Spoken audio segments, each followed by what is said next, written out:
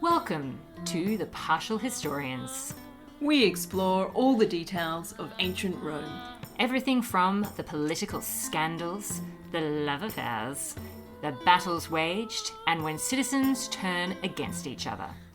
I'm Dr. Rad. And I'm Dr. G. We consider Rome as the Romans saw it, by reading different authors from the ancient past and comparing their stories. Join us as we trace the journey of Rome from the founding of the city.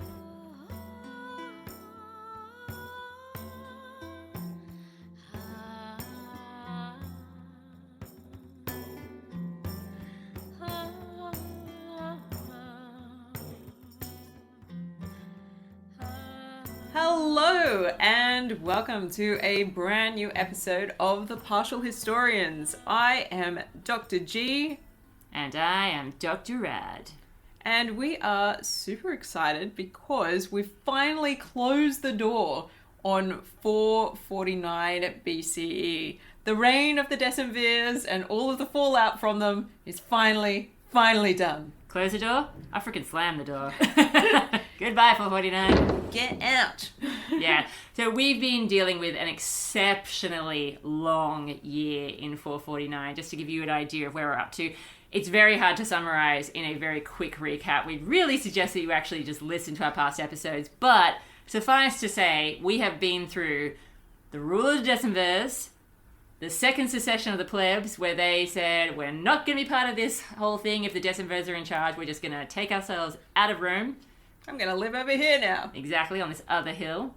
And then we've dealt with that all being brought back together. So we've seen the plebs being talked into coming back, the decemvirs being kicked out. We've seen the restoration of things like the tribunate and the consulship. It's all coming back to normal. It's been very exciting in some ways to have some new consuls at play. And now we're kind of getting to the point where it's a new year and we're going to see how does Rome sort of develop and flourish now that it's finally put the decemvirs to bed. Absolutely. So without further ado, let's segue to 448 BCE.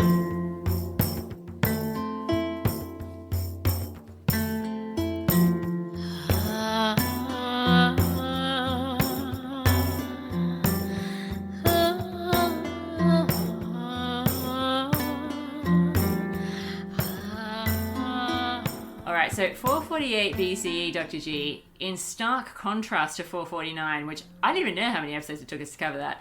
I think it's going to be over in about 5 minutes. Well, it's definitely going to be very short from my perspective. Yes. I will read to you what I have on 448 in its entirety from Dionysius of Halicarnassus. I'm ready. The consuls of the following year were La Herminius and Titus Verginius. Wow. Okay, so maybe 30 seconds. 5 minutes might have been a bit generous. I'm going to make the most of these two that I can. Well, I'm definitely intrigued because that first name is definitely one I don't think I have heard before. Yeah, so I'll delve into this guy first. So His name is La. That's his first name, his cognomen. Some people call him Spurius, but we think that might not be true. Herminius, not sure who he's the son of. Not sure who he's the grandson of. Cortinianus. Ooh. Yeah, he's a patrician. Yeah. There's some speculation that he may be a descendant of Titus Herminius. This is a guy that nobody will recall, but I'll remind you, don't worry. He takes a stand at the Sublician Bridge in 508 BCE. Oh, yeah. And I then remember that, yeah. falls at the Battle of Lake Regillus. Classic early Republican figure, yeah. So the important thing to know about La is that he is very likely an Etruscan. So Herminius is a nomen Gentile of Etruscan origin, and this family has some prominence in the early Roman Republic. So we've got that Titus Herminius. He also goes on to become consul in 506. Yep. La might be his grandson.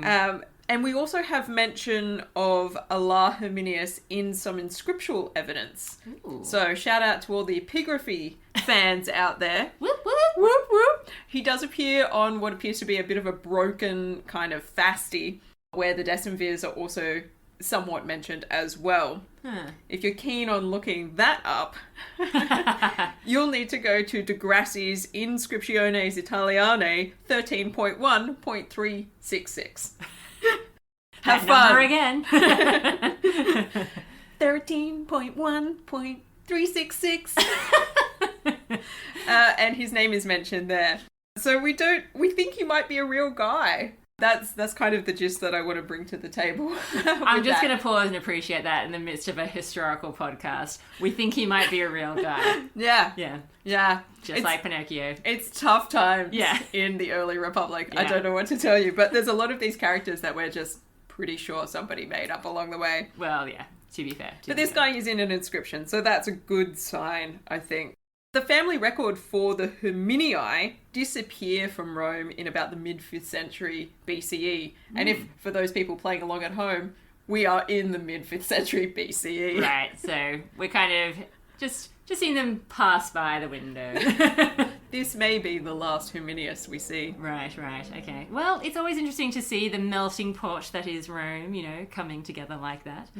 Well, I do have a little bit more detail than that, although not an awful lot, I will say. So for 448, we have got this situation where there were some issues at the end of the previous year with the election of the tribunes, you may recall. I do recall. Yeah, it seemed as though the tribunes were being represented in our sources, at least, as though they were trying to establish a new decemvirate, 10 tribunes, and they seem to be wanting to stay in power forever and ever. But now on the side of the people. Hurrah! Yes. But one of the tribunes was against this, Duilius. Good guy. And so he had acted to prevent that from happening. But in doing so, he had run the election for the tribunes in a very strange way. And so, yeah, we ended up being this kind of strange situation with the whole tribunes of the plebs. So, what we've got now is the tribunes of the plebs are choosing people that they think the nobles might be on board with when they're choosing their colleagues. So co-opting colleagues. And that's Wait a minute. Yeah. That's because there'd only been about 5 of them that actually managed to get elected, and then they were permitted to choose a buddy to round out the numbers. Corruption! Yeah. It seems a bit odd, I know. And the strangest thing about this situation in 448, especially given everything that's happened with the decemvirate, which wasn't great for patrician plebeian relationships, I think we can all agree, is that they appear, in our sources anyway, to have chosen 2 patricians and ex-consuls to be tribunes.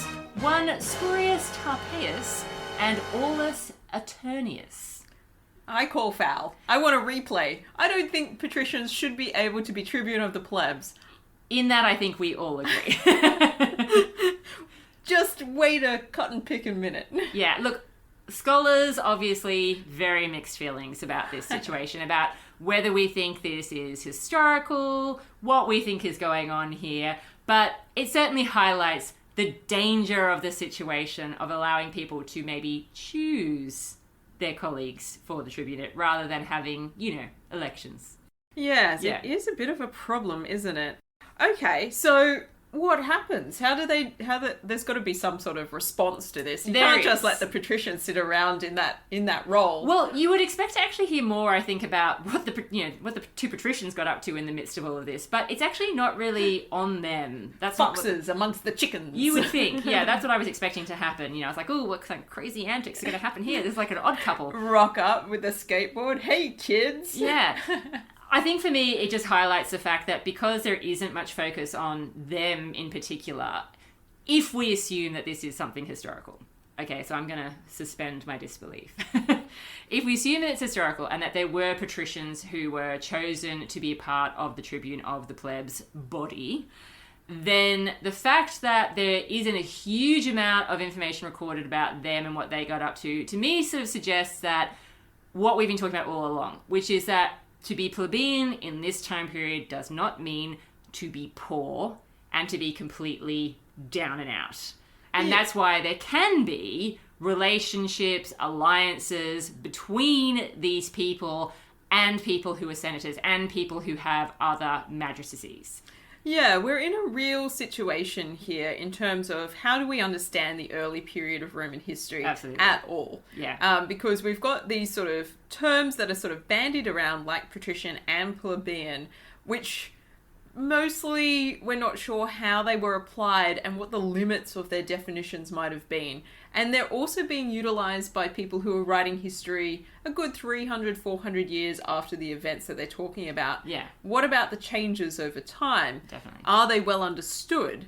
What characterizes a plebeian in the 5th century might be very different to what categorizes a plebeian in the 1st century. I think it for definitely instance. is. And this is something we're constantly coming up against. But essentially what happens is you've got these new consuls in, and even though, again, they sound like intriguing characters and we'd love to know more about them, I have very little detail about what they got up to, because it seems that they were not strongly allied to either the patrician faction or the plebeian faction. Yeah, so if we're talking about the consuls of this year, so we've Yeah. got... I've talked a little bit already about La Herminius. Yeah. We don't really know where he comes from. We think he might be related as a grandson to a guy like, 50 odd years ago. Yeah. And we've also got Titus Verginius. Yes. Tricostus Caeliomontanus. Which, as much of it's a mouthful, I have heard before. Turns out he lives on the Caelian Mount, everybody. Big surprise. Who would have thunk it? But yeah, we don't really know what the political allegiance of these two are. And because we've had decemvirs for so long Yeah. as well, how do things line up politically with families? We're not really quite sure. These two come a bit out of the blue. They do, and it does seem to make sense to me in the sense that we have just dealt with the aftermath of the decemvirate, which means that a whole bunch of people who belonged to the decemvirate were exiled. So people from very elite families. I mean, possibly plebeian and patrician, because that was meant to be the deal with the second decemvirate, right? That there were some plebeians included. But certainly some members of elite families have been exiled. So that happened. And then we also dealt with the fact that Valerius and Horatius, the first men to be elected to the consulship after the decemvirate, were perceived as being quite pro-plebeian, which didn't go down well with the patrician factions, but they didn't feel like they could say much about it because of what had just happened. It was a bit awkward. Yeah, so we've got this kind of power vacuum situation within the elite in absolutely. Rome as a result of the fallout from the decemvirate. Yeah. Which I think is fair enough. Yeah, and it makes sense as well, I think, that if you are going to be voting people into this situation, it probably makes sense to have people that aren't strongly allied to one faction or the other, because you want to have a peaceful year. And that's what Libby tells me happens. It's peaceful inside the city. It's peaceful outside the city. The main focus, as you might expect, is on what's going on with the tribunes. Yes. Yes. And I do have some detail on this, although it's Okay. not in any of my sources, really. Okay, So I think we're heading into the story of Lucius Trebonius Asper. that is the one. This guy. Wait for it, you've never heard a name like Asper before. It means all sorts of things. If you were to look this up in your Latin dictionary, and I recommend that you do, prickly, coarse, rough, thorny, unrefined, Just the kind of guy you want to have at your next dinner party. pitiless, uncompromising, Truculent is the one I had. severe. Yeah. So he doesn't sound like he's made any friends. They've given him this name, Asper, to kind of embody what he represents from other people's perspectives. Definitely, and I think he gets that name because of what happens in this year. It is severe up in here, Dr. There is G. no Yeah. compromising. No, he's very upset with the patricians. I think he feels like there has been obviously some trickery involved in order for patricians to become tribunes of the plebs. And he also is upset with his fellow tribunes who allowed this to happen. Yeah, like which of you tribunes chose a patrician to be your guy, your buddy, to join you in the tribunate? Yes. Terrible move. Terrible move. And so he proposes a law that when the Roman plebeians are asked to elect tribunes, that they have to keep being called until all 10 positions are filled. That you can't stop when you get halfway and say, all right, near enough is good enough. You guys pick a friend. We're working on a buddy system here. It's going to be fine. Yeah, so this idea of co-option is not something that's foreign to the way that Romans do things generally. There are a whole bunch of priesthoods, for instance, where co-option is the way that people become priests, Right. essentially. It's like the priests that are already in there make a selection of somebody. So you don't get voted in. You're hand chosen, as it were, for the role. What a system for the rich and powerful. What a system What a indeed. system, yeah. So co-option is something that the Romans definitely do in other areas. Yeah. But what we haven't seen is, first of all, the tribunate has expanded in terms of how many tribunes there will be. Sure. And that expansion has also seemed to have made it tricky to vote enough people in according to the way that their current voting system works. So it's almost like their voting system has lagged behind the change in increasing the amount of tribunes. And instead of figuring out how to make the electoral system work, instead they've gone, you know what, that's too hard, you choose a friend.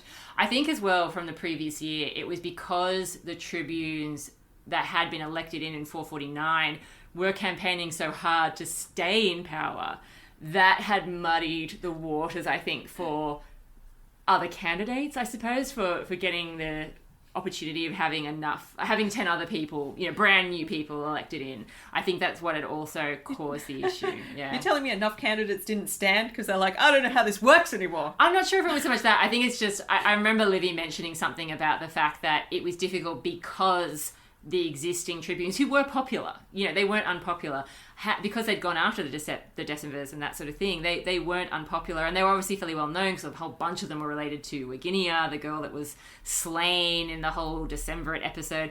So they obviously had high profiles, they were obviously influential people, and that, I think, just threw the election off. But Duilius was determined that we weren't going to get a repeat of the decemvirate with people hanging on to power when they shouldn't be. So all of this sort of culminates in what becomes known as the Lex Tribunia. Not just a clever name. Not just a clever name. Blow that trombone. So the Lex Tribunia in this period, so we're in like 448 BCE, this law, we're not sure if it's real either. I'll just put that out there. Get your history here, folks. Now, there is some scholarly debate about whether this law could be real. There is also some suggestion that it doesn't come from this year, even if it existed at this time period. Yeah. Well, I suppose if you are doing what we have often been talking about with Livy and Dionysius, they're writing so much later, they are crafting a narrative. Narratively, chronologically, it makes sense to have this law after everything that's happened in 449. It does. Yeah. It does. Not if you're Diodorus Siculus, though. Well, a lot of things don't make sense to Diodorus Siculus. I don't think that he actually has the narrative gift of Livy or Dionysius. Ouch. Yep, I'm out there saying it. Anyway, so that's really all I have for that year. And then I move into 447. Oh, excellent. 447. Yeah. Boy, do I have some things to tell you about 447. Is that sarcastic?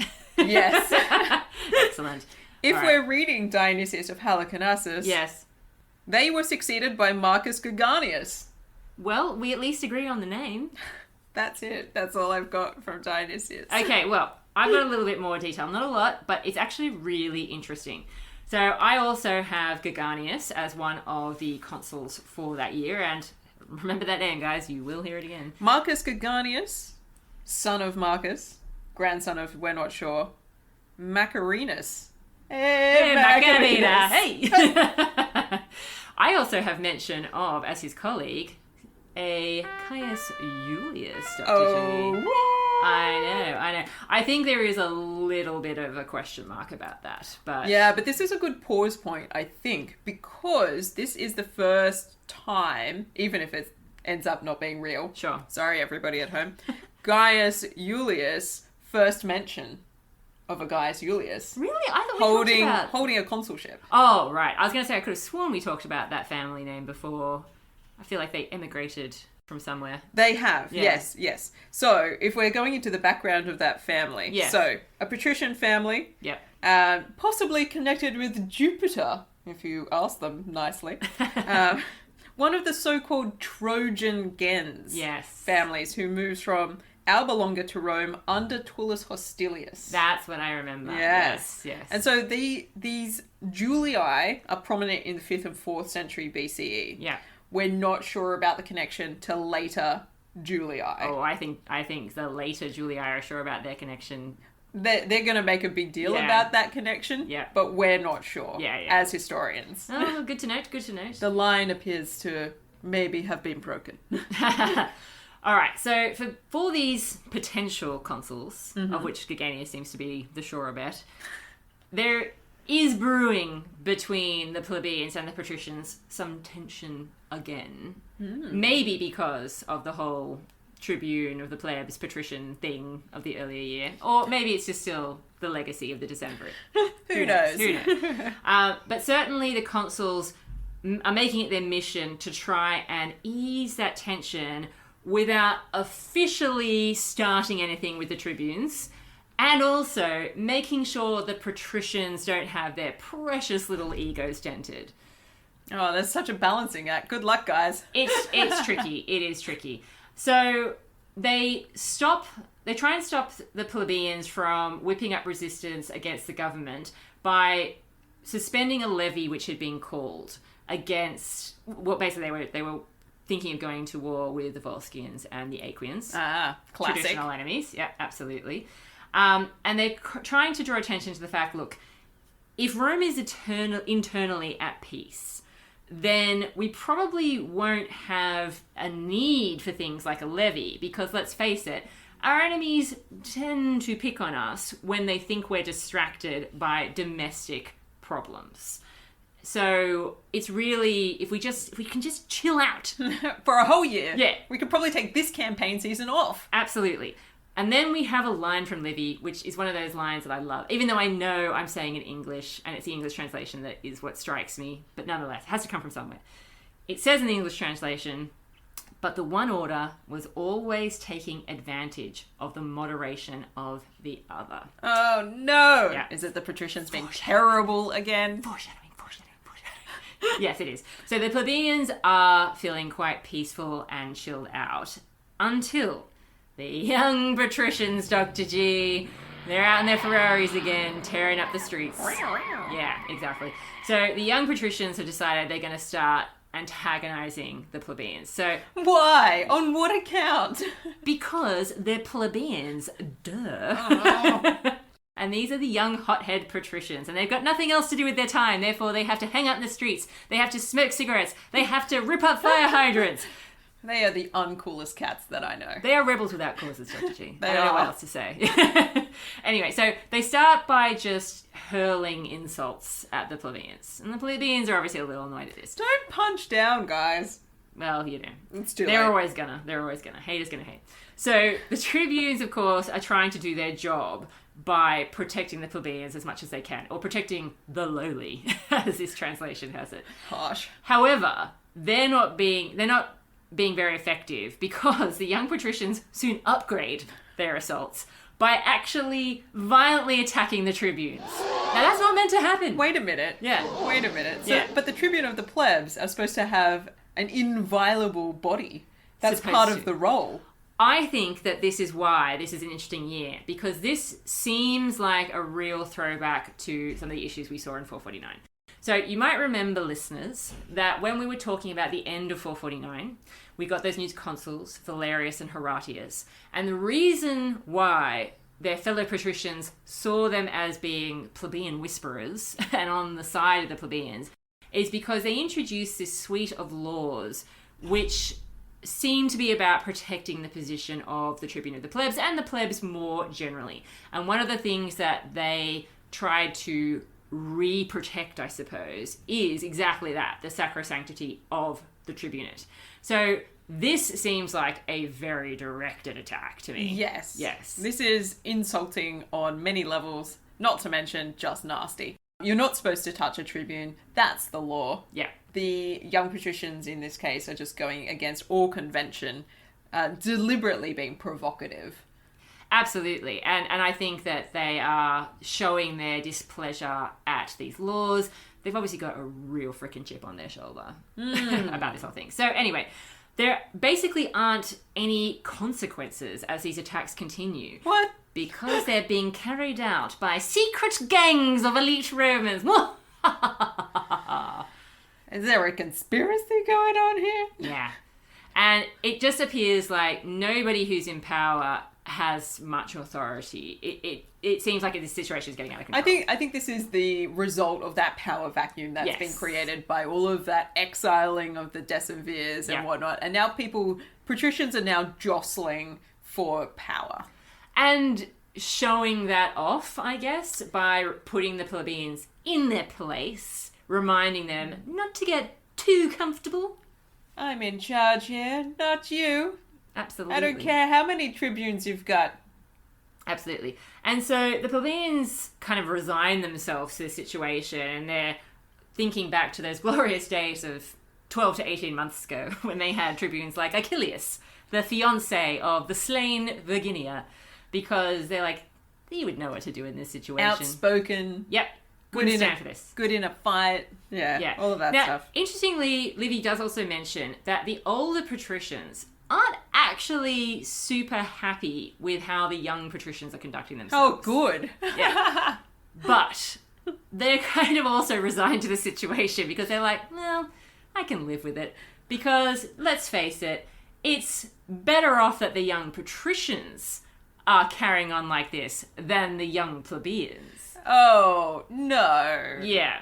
So, yeah, it's not a great situation, and Livy Not very happy with your patricians. Yeah, Livy ends up with an interesting way of summing this up, I suppose I should say, which is that it's hard sometimes to be moderate in the defense of liberty, because when everyone is pretending to be fair, what they're actually trying to do is make sure that there are people underneath them, because if they feel like they're on top, then they feel more secure. But in doing that, they're also obviously creating an atmosphere of fear for others. So it's not the most hopeful end to the year, but it is actually, I think, surprisingly insightful into human nature. It is. Yeah. It is. Does Livy mention anything about warfare in this year? Because I have... Well, there was a levy. So, like, the only other thing that I have that adds anything to our understanding of this year is that we have another inscription. Ooh. Oh. Okay. For those playing along at home. Yes. De Grassi, Inscriptione Italiane, 13.1.67. And it is a suggestion that Gaganius triumphs over the Volscii in this year. How interesting. Fascinating. I definitely have some warfare on the horizon. Ooh. But according to my account, it's not happening in this particular year. This is fascinating stuff. I'm really enjoying not having any source material. The amount of... listening to these great stories and just finding out what happens as we go along. Even though I know that 440 and 447 have been done and gone very quickly compared to 449, I am actually enjoying this because this, I think, just rings so true to me in terms of politics. Even though we've constantly been saying, this might not be real, this might not be historical, who knows if this actually happened? I think it does ring true in terms of how politics works, how human nature works, how there are these swings between, well, obviously not in this situation, like left and right, as we might say in our... But definitely that sense in which it's not a balanced operation at the moment. Rome is not functioning very well. No. And it's pretty clear that people are jostling for power. Yeah, and it's accurate that after, even though I don't for a second believe that all that stuff happened in 1 year in 449, it does make sense that you can't just wrap it up. It makes sense that there's going to be ongoing unhappiness. And I mean, it's probably just because I'm studying this at the moment. It reminds me a little bit of Weimar Germany, Dr. G. Living with the aftermath of World War I and the Treaty of Versailles and all the complications in politics that involves. It's not easy, you know? And there's a lot of things to work through. Yeah, and there are going to be these extreme groups that are disaffected by the situation. And in this case, that's the young patricians. So, anyway, probably time, I think, for... And the partial pick!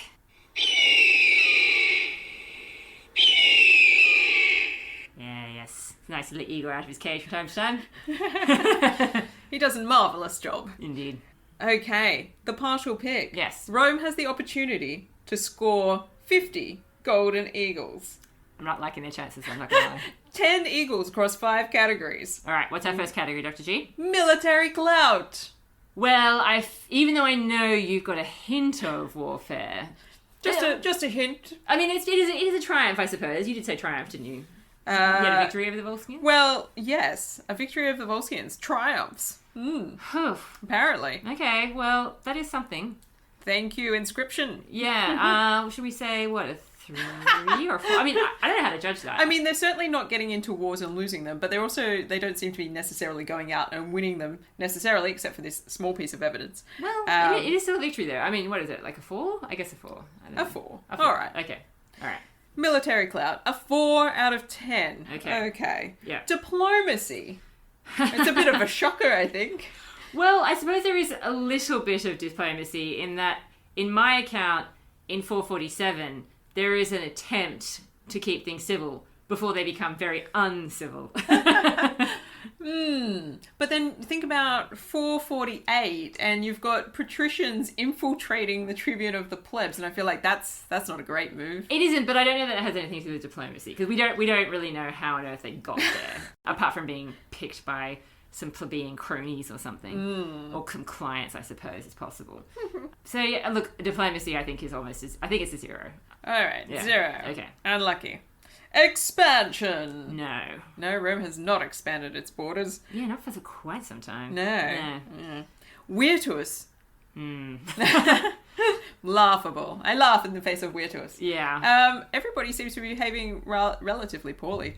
I mean, the consuls, I don't have much on them, but they don't seem to be doing a terrible job, but they're not also reining in anybody who's doing anything wrong. No, and that's what I mean. Yeah. Come on, guys. Yeah. Being a nothing means you get a 0. Yeah. No witches for you. No. All right. What is it like to be a citizen? I was writing this category. Look, The final category. it's really not great. You've got patricians in the tribune of the pleb position. Then you've got patricians terrorizing the plebeian population with no consequences, and secret cabals of elites working against you. I mean, it's amazing how quickly we can go from the era of Valerius and Horatius to this. Secret cabals Of elite. of Yeah. elite. Yeah. Do we have anything more on them? It does sound rather like a conspiracy theory. Look, it does, and I'm not saying it really happened. But hey, I've got to judge on what I got, Dr. G. And what I Livy got... says they're secret cabals. Okay. It's not good. It's not good. Okay. No. All right. Well, to be a citizen sounds pretty terrible. Yeah. I'm rating that as probably a 0 as well. It is a 0, which means that I had no need for my calculator because we have ended up on a total of 4 out of 50 golden eagles. A resounding fail by Rome's own exacting standards. And let that be a lesson to all you budding historians out there. If it hadn't been for Dr. G's inscription and we were relying completely on the textual evidence, it would have been a total 0. A total wipeout. Yeah. Well, thank you for joining us. It's been a real pleasure, and we'll catch you next time. Indeed.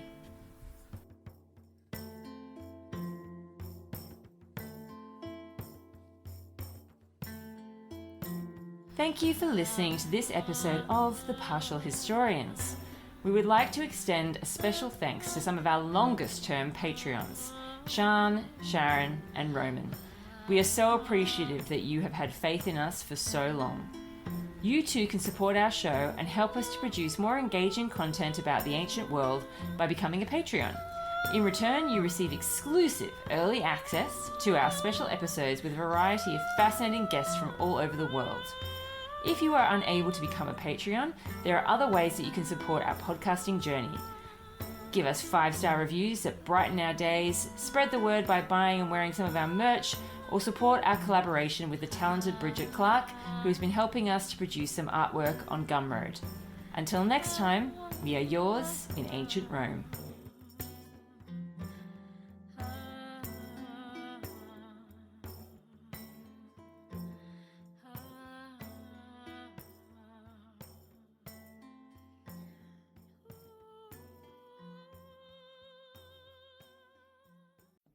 Hello, and I'm Dr. Ann Wange from the Coffee and Cocktails podcast. Every month, we bring in fascinating guests from TED Talk speakers to entrepreneurs to academics to fill our ears and minds with new topics and ways of thinking. Right now, we're hosting a new series on controversies and contraband, where we interview world experts on unknown histories, including Italy's secret catacomb schools to modern-day witchcraft, undisclosed Nazi and fascist history, and much, much more. To learn more, check us out on SoundCloud, Spotify, or wherever you get your podcasts.